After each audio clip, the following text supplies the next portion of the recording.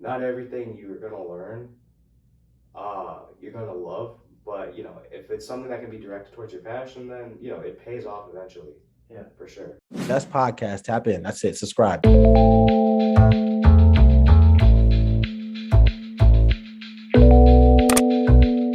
This is the STU Street Podcast, episode 9. I am your host, Sam Morra. Today I am sitting down with Aurojit Chakraborty.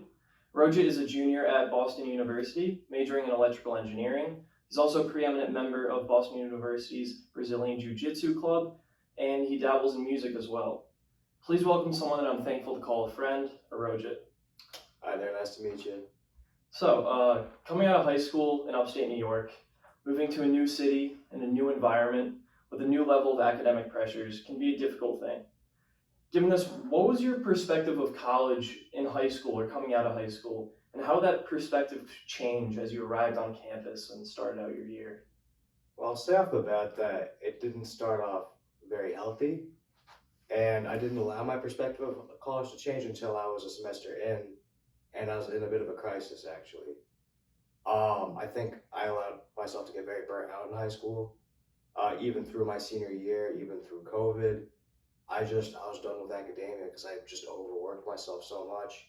My sleep habits were terrible. I lost track of my better habits like exercising on a regular basis, etc.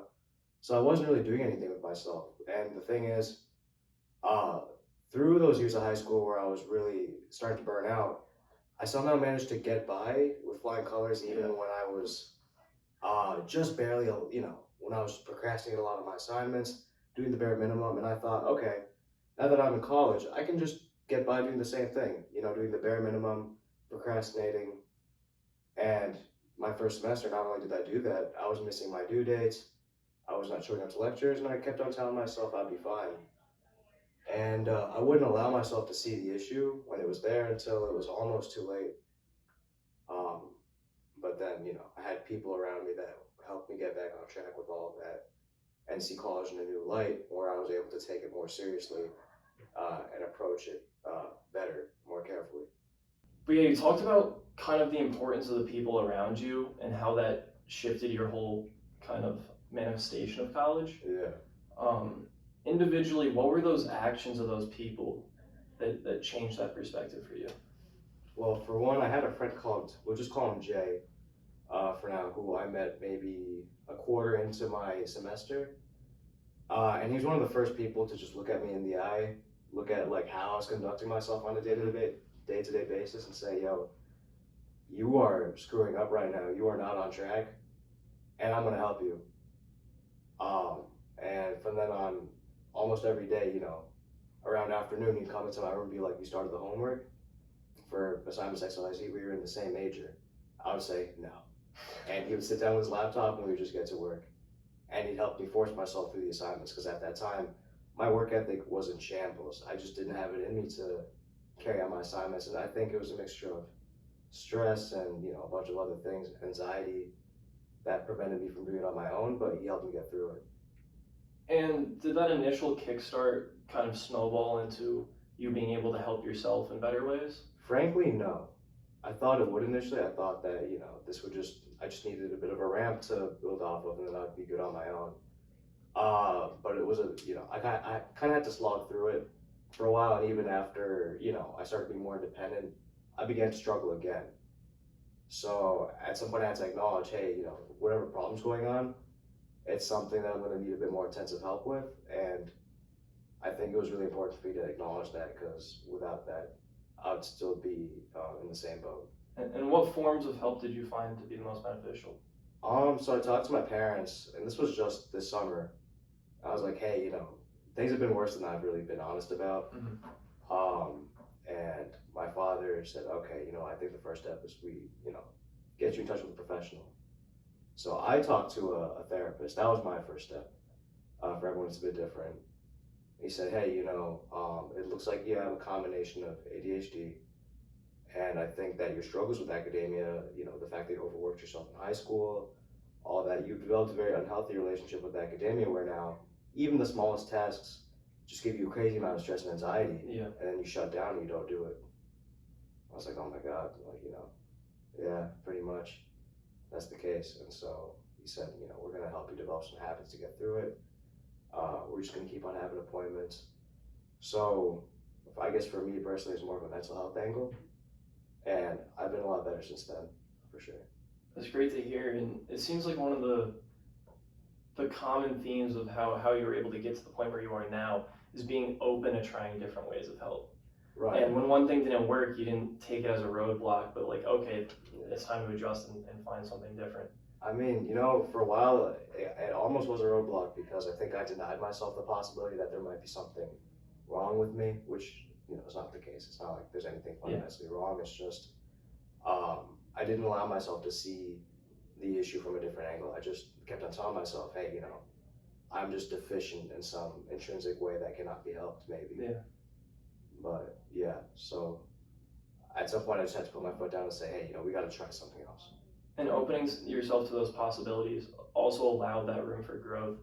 You mentioned something which I don't really want to brush over. I want to dig into a little bit. Sure. That you felt you might have burned yourself out after high school. Yeah. I mean, I knew you throughout all of high school. In those last 2 years, you really grinded hard. Didn't see you much over the summers getting prepared for college. You know, I was like falling asleep with my classes and stuff. And once you hit that next stage where you actually had to make the transition, you put in so much work before that it felt like it was time to rest. So Yeah. what are the things now that you've kind of attributed or added in back into your life that creates that balance for you, make it sustainable? That's a really interesting question. It's a difficult one. In college, lifestyles are so much different. You're so much more autonomous. I think I let myself. It's a tough balance. Before my first semester, when I was doing everything terribly, I was giving myself too much free time. Now I strike that balance as well as I can. Mm-hmm. If I feel like I need to take a break or I need to have fun on my weekends or whatever, I'll make that time. I'll make it for myself. I'll still make time for my assignments and whatnot. I'll make sure things get done when they need to. But I'll be proactive about organizing fun things to do with my friends, you know, going out to events. Yeah. I'll make it happen, and that way I feel fulfilled throughout the week. And also my hobbies that I didn't have during the COVID semester are now in full fruition. And I know I said at the beginning of the podcast you're involved in martial arts and music. Yep. That's also in a communal atmosphere though. You're on campus in the BJJ club. Fully, yeah. Coming out of COVID, that's something everyone kind of struggled with, was just being by yourself in a room, not your outlet for exercise or just to blow steam off. So what has those sort of spaces done for you? Right, so while I was still in COVID and everything was isolated, it was, at least for martial arts, it was just impossible to really practice. And with music, I actually had a wealth of time that I don't have as much of now. But the thing is, you can only enjoy it so much.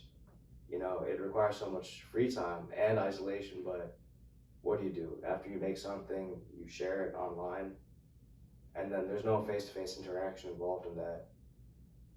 Nowadays, now that we're out of the thick of COVID and, you know, I'm seeing people, I'm actually interacting with other producers. I got a buddy we'll call T. I'm meeting him sometime this week. We're just gonna hang out, shoot with it, make beats together. That's something I wasn't able to do during COVID as easily. So, and then for martial arts, now I have a club I can call home, the Ju Jitsu club of VU, where we practice Brazilian Jiu Jitsu and Muay Thai to a pretty decent degree of, complexity, or we're pretty advanced at this point. I've made a lot of great friends in that club, people that have helped me get better, taught me new ways to look at the sport, and it just taught me a lot, and vice versa. I wouldn't have had that any other way. And that goes back to the fact of surrounding yourself with the right people. Yeah. It's not only important in your academic life, but in your social life as well, to keep you motivated in different ways. Yeah, they keep you passionate. Yeah. Yeah. And you clearly have a wide range of interests. I mean, you're involved in martial arts and then music, which they're not really the same. Yeah. They're vastly different fields. And you're an engineer on top of that. I know you have ambitions to kind of combine some of those fields into your future. Right. So can you tell me a little bit about the career path you see for yourself? Yeah. So, you know, I had an interest in music, technology, engineering, production, the intersection between its creative side and its technical side, since the beginning of high school, and that never went away. And I was thinking, I want to have a career where, I can earn quite well, sustain myself and those around me. Um, and I don't want to pursue the entertainment industry in and of itself because, it's not a very secure position to be in. You're going to need a backup if you're in that field. I don't want to deal with all that. I want security. Yeah. So I thought, get the best of both worlds.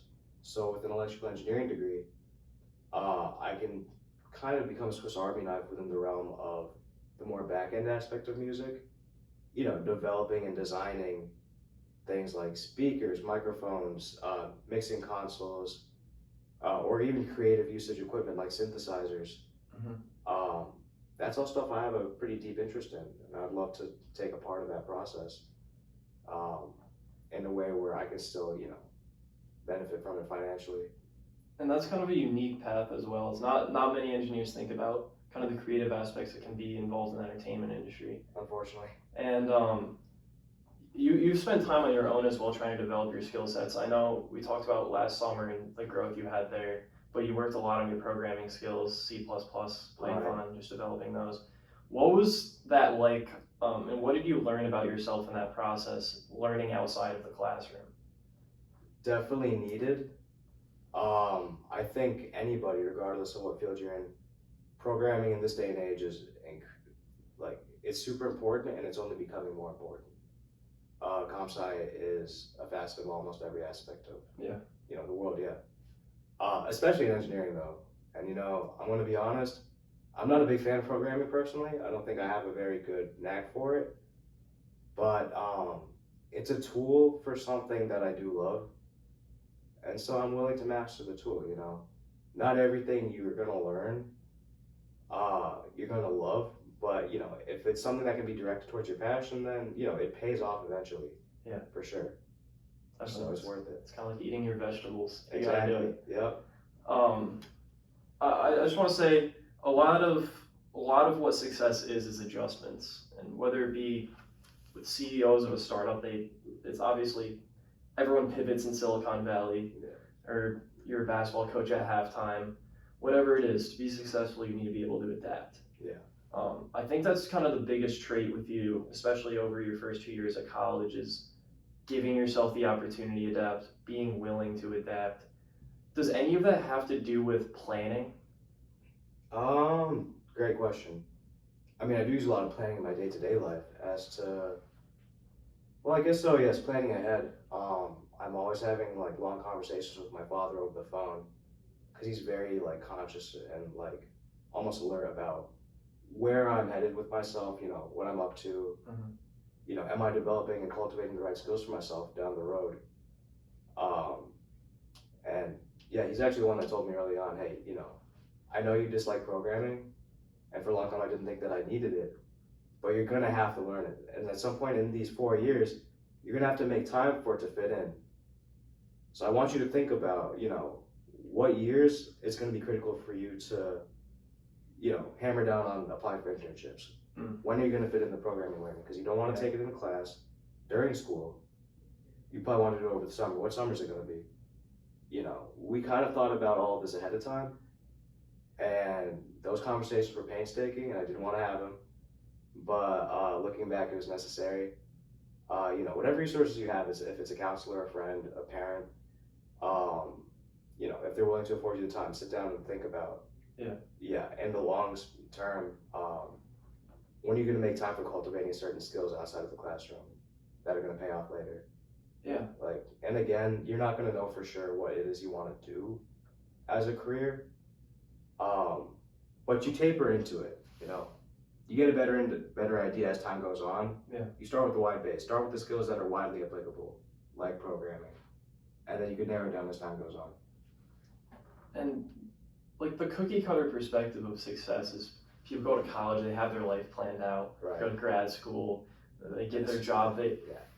It's not necessarily how it works. Not at all. Yeah. And I think that's one of the issues about when kids go to college, there's this perspective that you need to have it all figured out. Yeah. People come in, you have to declare your major right away. You don't have time to really feel out what you actually want to do, and you're 18 years old. It can You be know, straining, yeah. and that's one of the things I appreciate about BU is it's so easy to kind of pivot. And because I know that we both have friends that are engineers, Oh, yeah. end up health science, or we have friends that are engineers, end up finance. My roommate Noah, he pivoted like 4 times. He went from mechanical engineering to physics to biology or chem. Now he's on his pre-med track. Yeah. And now he apparently he went from anesthesiology to dentistry within that. So, he's allowed himself to explore. Yeah. And he's way better off for it. Like, he's happy with where he's going now. He doesn't feel insecure about it. Yeah, because you need that opportunity. You don't want to push yourself down a rabbit hole, especially at 20 years old. Because if you force yourself into one side of things that you, at the end of the day, your gut's not with, then it doesn't set you up for happiness, and it doesn't set you up to be passionate enough to succeed in that field. You don't want to be doubting what you're doing every single week. No, and that's why I really appreciate the fact that you're willing to take the nuanced route, and you're willing to push yourself into kind of a field that people wouldn't expect, with electrical engineering. Right. There's not much for it, honestly, in terms of like internships and whatnot. So it's been a bit tough, finding things that align with my interest in terms of, outside resources. But, I'm not going to let that stop me just because there's a more secure domain within the engineering. I'm not going to take it just off of that. I still have to take my passions into consideration. And does it give you a sense of comfort to be able to have, not necessarily a safety net, but the toolkit to be able to apply them somewhere else if need be? Absolutely. I will say, like, at least in my case, I'll be fine no matter what. Engineering, for all of its, ruling work that it entails, once you're out of college, even if you don't get into exactly what you want to get into, career-wise, you will be accepted in 100 other places. Yeah. Because it's a very diverse toolkit. It's a very widely applicable one. Now, for other people, again, that's where extracurricular skills come in. Yeah. If you're not an engineer, you're not a doctor, you need to have other adjacent skills. Having a supplemental business degree, if you can afford it, helps. Programming skills, you don't need to even have a degree for. That always helps. And it goes on from there. See what's out there that can benefit you in adjacent ways. And I think that's another thing about, there's a big debate, I talk about this a lot in this podcast, between college and going directly to the workforce through a boot camp or what else. One thing that college for sure teaches you is to be able to figure out what those important skills are, whether it be technical skills or soft skills like being good with people, being able to communicate. Communication's the number 2 most employable job skill. And who would think that when you're listing out everything, Yeah. Has your time outside of COVID, outside of 2020, 2021, allowed you to build up maybe your communication skills or kind of those soft skills within your extracurriculars? Yes, actually. At least in the case of BU, we're required to have at least like one humanities elective per semester, more or less, for most of the time that you're here, to fulfill what are called the hub requirements. Right? Yeah. Most of us have them. Yeah. I'm assuming you have them too. Yeah. And those classes have taught me not only a lot about the outside world and subjects like sociology, history, but as part of the class requirements, you're required to do things like presentation speeches, and you're evaluated on your communicative skills. Enunciating your words, body language, etc. And it's definitely helped me out. I think the environment itself has helped me out. College environment, not just the fact that we're in the city, but getting my foot in the door with professors and whatnot, interacting with other students, like learning to make more friends. Again, you're much more autonomous in college, and it's just teaming with other people your age. You have to develop your skills if you want to thrive, and I think that's definitely happened in my case, because I was very socially awkward prior to college. I still am, but it doesn't show as much. Has that kind of pushed you out of your comfort zone? Yes. And has that been rewarding? Yeah. I have been in situations where I felt like, fish out of water socially, but you take a leap of faith, and it always works out. Mm-hmm. No matter it is who you talk to, etc. Sometimes you just have to walk up to someone and say hi. It's that simple. And something great can come out of it very easily. So you keep reiterating one word, and it's autonomy. yeah. You get to college, you're by yourself, you have to meet people. Even if you met a roommate online, you don't necessarily know who this person is. Right. It's all autonomous. Going off of that, your career path that you set out for yourself, you also said there's a lot of autonomy in having to find where that work is going to end up being. Yeah. It can be a bit tough. And I should elaborate. Get help. Don't be afraid at the same time to talk to your professors, your friends, people who know things that you don't, and vice versa. If there's something you're struggling with, or you don't want to make the time for it because you don't know enough, talk to people. Yeah. There's no harm in it, and they're not gonna shun you away because you're asking for something. You can help them in turn. I had my counselor help me with finding resources from which I could apply to internships. They helped me set up my handshake profile online, and it goes on from there. My friends, a lot of my friends in pre-med, and they've helped each other find, resources such as like labs that they can apply to, etc. Using your resource network. Exactly. And expanding that when you can. Use your connections, yeah. Even like any random friend of yours is a connection. They know something that you don't. Yeah. Yeah. And just being able to kind of see that wide view of perspectives, even if it's not someone that's necessarily doing the same thing as you, just to get a sense of kind of how you can plan things out even better, and then kind of funneling that in closer. Right. Just collecting as much information as you can from as many things as you can. Was it kind of overwhelming in that sense when you first got to college or entering a city environment about finding the right people to do that? I can imagine it might be for some people. For me personally, no. And if we're being fair, like, our year was very Weird. Yeah, it was cool. Yeah. Yeah. We were kind of limited in terms of social options, and that almost helped. I think we were forced to start small, and then those connections would help us branch out from then on. Yeah. So we didn't start with an overwhelming amount of people to work with and learn from. Mm-hmm. You can't get to know 100 people intimately at once. No. So I think it almost helped personally. That I can't speak for everybody. And that's a big thing about what helped you adapt coming to college. But other than that, you talked about you burnt out in high school, but a lot of the activities you did in high school are still vital parts of your life today. Yeah. You found that proper balance, but the growing pains and being able to re-implement that is tough. What was it about your time in high school that was just too overwhelming? It was a variety of things. I think it was a bit my parents, a bit the nature of the work. We'll start there. In high school, you have the same classes every day. It's a straight shot with very small breaks. We started at 7 maybe? 7:10 or something. 7:10, Yeah, it's something. very early, Yeah. yeah.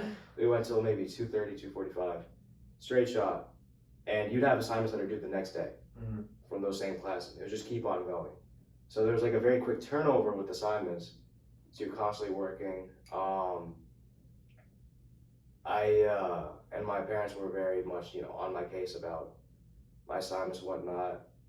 And, thinking back at this time, I was still struggling with ADHD. It just wasn't known to me yet. Mm-hmm. But it would take me longer than my peers to figure things out in class, to get my assignments done at home. And with the time I had left, I was just exhausted. I would see kids around me, still had time to socialize, go out with friends, maybe engage in sports. And I just felt like I didn't have it in me to do all that at once. So I think I just doubled down on school. Yeah. Since it was what I had left. And, you know, I didn't enjoy it. I don't enjoy academia in and of itself, like many people. And, you know, I finished my assignments at like 10 o'clock at night, and then I have to go to bed. You know, I wasn't catching breaks either to enjoy myself. I wasn't being given breaks. My parents, you know, if I said, let me stay up an extra hour, no, you dude, you got school tomorrow. You know? Yeah. So, lack of autonomy, that's that point. Did you take all that into account when you made your schedules in college by semester? I guess not. You know, I guess I got used to hard work, and even though I was burnt out, I applied for a major that I knew would force me to slog some more. Just because I knew that it was directed towards what I was interested in. I don't know if that is necessarily the answer to the question, but. I guess what I'm getting at is Yeah. when you come into college, a lot of the class times are somewhat set for you because they'll be your intro classes. But as you gained more of that individuality and ability to do it on your own, Customize. did you find a program that kind of worked for you? Yeah, definitely. I had to kind of try different things. Last year, my 2 semesters, my fall semester, I had classes around noon to afternoon. That worked really well for me. And then the following semester, I tried having all of my classes condensed between 9 to 12 p.m. I thought it'd be better for me, but it wasn't. I had a very tough time starting that early in the day. So this semester, I'm once again going noon to afternoon.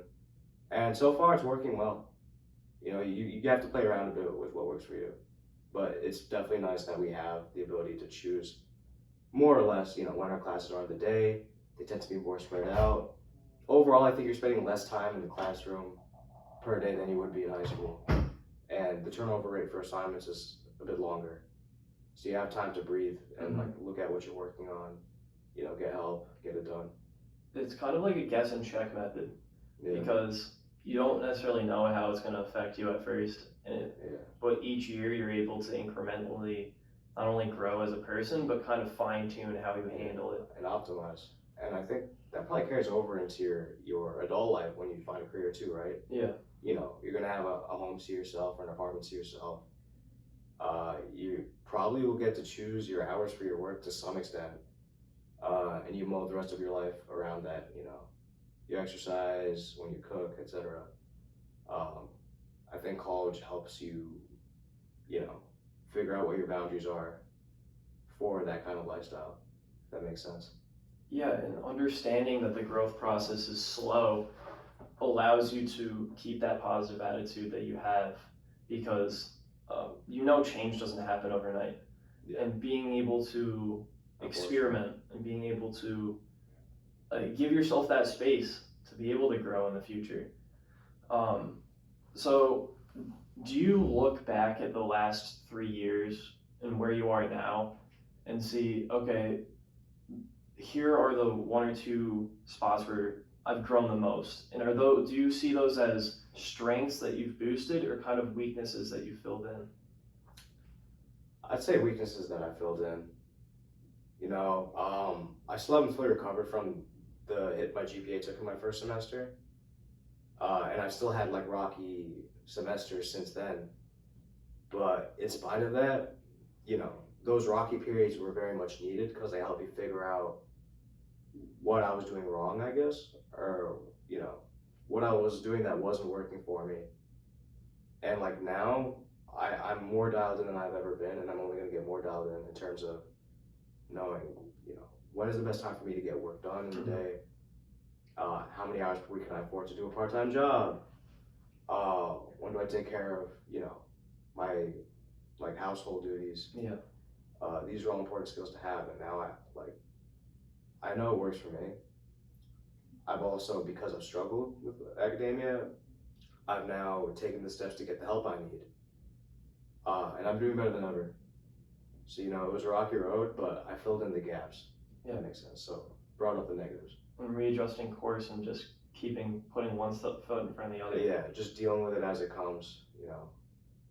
At the end of the day, the grade doesn't really matter that much, the GPA that I walk out with. It's you know, what skills have I cultivated, what habits have I cultivated. Exactly. And I think you got to redefine what success means to yourself. Success isn't an objective thing. It's subjective to what you believe is success. Right.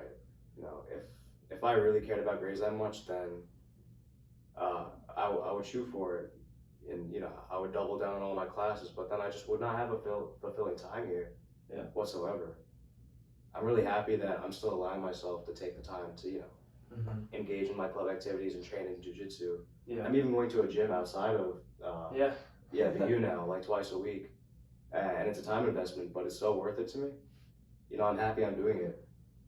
So, you know, it's things like that. And a lot of people with demanding schedules, such as yourself, see those extracurricular activities and stuff and think of them as, oh, I need to cut those out so I can have more room to focus on these studies. But in reality, that creates an unsustainable atmosphere, as you talked about before. You can't put all your eggs in one basket, and you need those spaces to let that steam out. You need to branch out, have more than one thing to work on at once. That being said, though, like it is a very tight. My schedule this year is tighter than ever, and again, now more than ever, I have the resources to deal with it. But I'm gonna have weeks where I'm gonna have to take some time off from you know, martial arts or music. And I think that's really just another important point to make is that I wasn't willing to do this before. You have to be able to tell yourself, hey, you know, this week I need to take some extra time to focus on one thing when it's necessary. You know, last year I was very stubborn about that. Be like, oh, you know, this week is especially busy, but I'm not going to let that affect my time at the gym. Because it was an escape for me. I enjoyed it. It was catharsis. But then it just comes back to bite you. So part of that balance is also knowing when to make some give, if that makes sense. Would you say that's kind of a cultivated self-awareness? Yeah, I mean, I had trouble recognizing it on my own, to be honest. My dad had to help me point out, hey, you know, I know you enjoy the things that you do outside of your studies, and I know that they're objectively like healthy habits, but you know, ultimately, you know, school still comes first. Yeah, it just comes first, and you have to be able to tell yourself, hey, like this week I just need to double down, and it pays off, and it makes sure you're not like on some sort of catch-up grind every following week from there, because it's very easy to slip behind. Especially when your schedule's this tight. The main theme along this whole interview has been finding that balance, figuring out what that true balance is. And many people our age, whether in college, high school, or kind of trying to create their own avenue, are trying to hone in on what plan is right for them. Based on your experience thus far, as well as the things you're building towards, can you give one piece of advice to young adults in that position? Yeah, and it's something that I already said today, but you have to be self-aware. If you see yourself saying, okay, I'm falling behind in a lot of different places, but I can catch up this week, or I can catch up on this day, and you tell yourself that more than once without actually following up on it, it's time to talk to somebody and, you know, try to approach things from a brand new angle and get help if you need it, no matter what the help might be. You know, whether it's, you know, a mental health professional or something else, just a counselor that can help you build habits in the classroom. You know, don't be afraid to rely on others, because if I didn't do that, I would be in the gutter right now. So, yeah. Well, I'm glad to hear how you've progressed so much. And as I said before, that self-awareness to be able to recognize when you do need help from other people, or that you, although you have that autonomy and need to make self-decisions, sometimes it's necessary to go get some help. We've all been there, you know, and we're all going to keep on ending up in that position. Right? Yeah. But overall, appreciate your time. I know you're a busy guy, as we talked about, so thank you very much. This has been episode 9 of the STU Street Podcast. Every week we are on YouTube and Apple Podcasts, so tune in. This was episode 9 yet again with Aurojit Chakraborty. Signing off. Thanks, Aurojit.